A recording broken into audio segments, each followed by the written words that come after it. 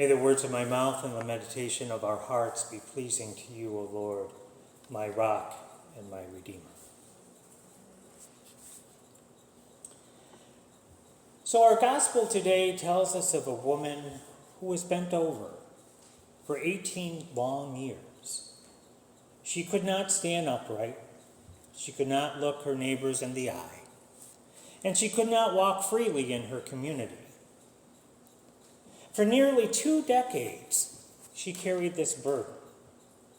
And then, on a Sabbath day, she crossed paths with Jesus. Jesus called her over, and with a word and a touch, she was set free.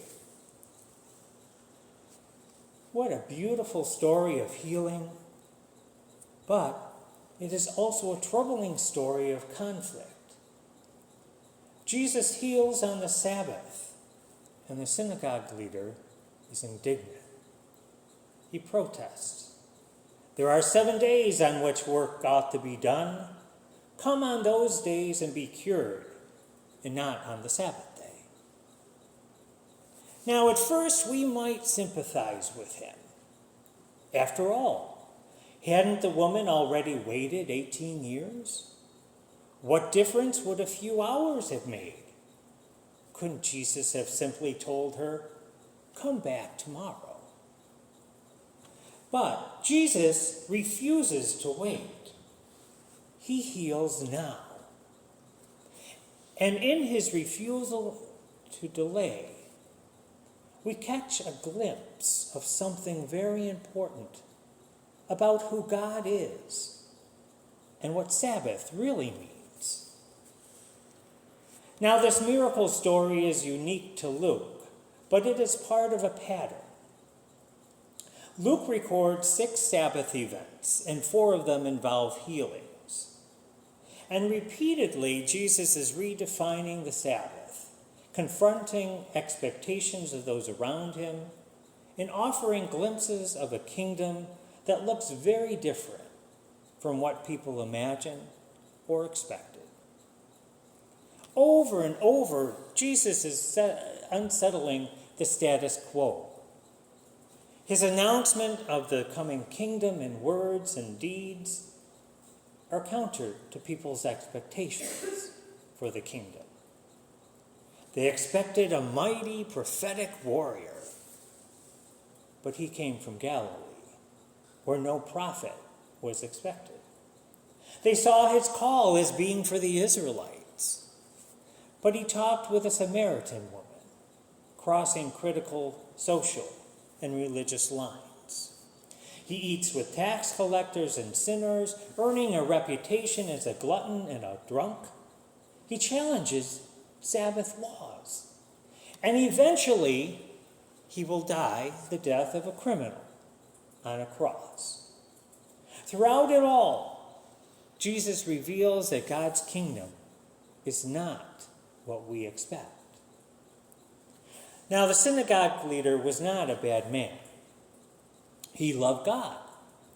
He knew that the greatest commandment was to love God with all your heart, your mind, and your strength. And his way of loving God was to obey the law faithfully. For him, God desired obedience to the law and commandments.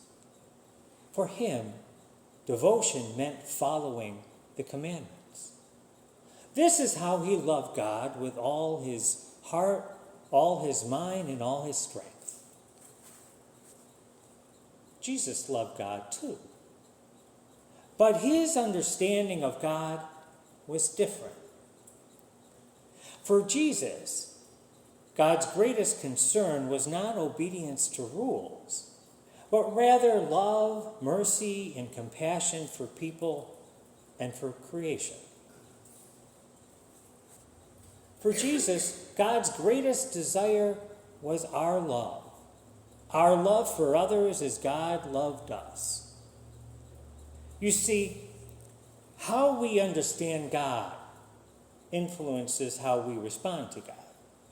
And how we live out our devotion reveals what kind of God we believe in it reveals who God is for us. If we believe God demands strict rule keeping, then we become strict rule keepers. We are focused on obedience to rules, even when those rules make no sense alongside of compassion. If we believe God's heart beats with mercy, then our lives will overflow with mercy, and we are focused on sharing the love, the compassion, and the mercy that we have experienced from God with those around us. Our theology shapes our actions, and our actions reveal our theology. It's like a parent with a child. Yes, there are rules about bedtime and snacks, but if a child wakes in the middle of the night with a fever, no loving parent says, "Sorry, rules are rules." The rules bend because mercy and compassion take the priority. That is how Jesus understood God.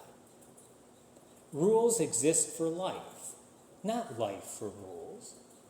This is what Jesus was referring to when he said that the Sabbath was made for people, not people for the Sabbath. Jesus knew his disciples and those around him were stuck in an old system, a system where rule keeping came first and people came second. Logic and reason alone could not break through this old mindset. So, he shut them. He healed on the Sabbath. He broke their expectations so that something new could be born. In the same way, throughout history, prophets and reformers have had to shock people awake to God's justice. That is the same urgency Jesus lives out in this story. The woman had waited 18 years, and Jesus says, not one more day.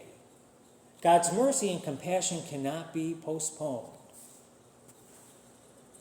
So this leads us to ask then, what is Sabbath, really? What is Sabbath within the mindset of Jesus? Sabbath is not simply a command to rest or to refrain from work. Sabbath is resting in God's promise. It is abiding in God's presence. It's trusting that God abides with us.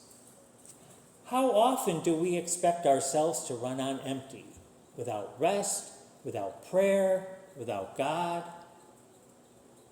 Sabbath is God's reminder that we too must recharge, not only to stop, but to reconnect with the source of life. When we rest in God, when we abide with God, we begin to see God's work unfolding in our midst. And when we recognize God's presence, our lives can be transformed. We begin to respond with mercy and compassion. We begin to see the image of God in every person. We begin to place the vulnerable and the marginalized in the center of our life in our community. This is what Jesus models for us when he heals on the Sabbath. Sabbath as compassion, as restoration, as mercy in action. But if we are honest, we know what it often gets in the way. We are busy and rushed, always in motion, with no time to rest in God. We fail to recognize God in our midst because we think God should want what we want and love whom we love. We look for easy answers, quick fixes, rather than the slow work of God, love. Or we cling to our self-sufficiency, rather than trusting God to provide through our neighbors. Many days, we aren't so different from the synagogue leader. We can cling to what feels safe, and in doing so, we risk missing the mercy and presence of God. right in front of us. But what if we made space to abide with God? What if we truly opened ourselves to God abiding with us? Well, then I think we would begin to see God more clearly in our midst. We would be transformed into God's desire for us. We would see the image of God in all people, not just those who look like us or think like us. We would recognize that we are bound together, belonging to one another, interconnected with all creation and with God. This is Sabbath, not delay, but healing, not waiting until tomorrow, but compassion today. Not a rule to restrict, but a promise to set free. The woman in Luke's gospel waited 18 years, but Jesus refused to make her wait a single day longer. He healed her on the Sabbath, because the kingdom of God is not tomorrow. It is here. It is right now. We too are called to live the Sabbath way, to rest in God's presence, to be reshaped by God's mercy and compassion, to recognize God's image in every person, and to place the vulnerable at the center of our life together. The Sabbath is not about what we cannot do. It is about what God is doing in our midst. And today, Jesus reminds us God's mercy and compassion cannot wait until tomorrow. God's presence and promise are for today. Are we ready to abide with God right now?